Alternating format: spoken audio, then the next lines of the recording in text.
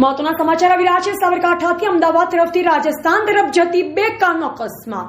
Ahmedabad હિંમતનગરને national highway 48 નજીક આવેલ દલપુર પાસે બે કારનો સર્જા અકસ્માત। અગાઉ પણ 3 વાહનોના આશરે થયા છે અકસ્માત।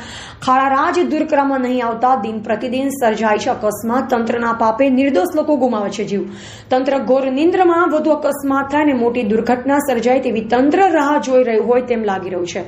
અમદાવાદથી હિંમતનગર તરફ દલપુર બ્રિજ ઉતરતા પાછળથી કાર ચાલકનો કાબુ ગુમાવતા સર્જા અકસ્માતમાં કોઈ જાનહાનિ નહીં। મહત્વના સમાચાર આવી રહ્યા છે સાબરકાંઠાથી અમદાવાદ તરફથી રાજસ્થાન તરફ જતી બે કારનો અકસ્માત। અમદાવાદ હિંમતનગરને નેશનલ હાઈવે 48 નજીક આવેલ દલપુર પાસે બે કારનો સર્જા અકસ્માત। અગાઉ પણ 3 વાહનોના આશરે થયા છે અકસ્માત।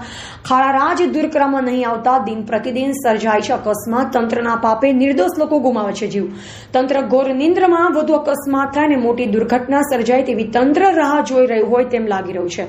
અમદાવાદથી હિંમતનગર તરફ દલપુર બ્રિજ ઉતરતા પાછળથી કાર ચાલકનો કાબુ ગુમાવતા સર્જા અકસ્માતમાં કોઈ જાનહાનિ નહીં। એવા રાજકમલ ઝીવરમાર ભારતની અસ્મિતા સાબરકાંઠા।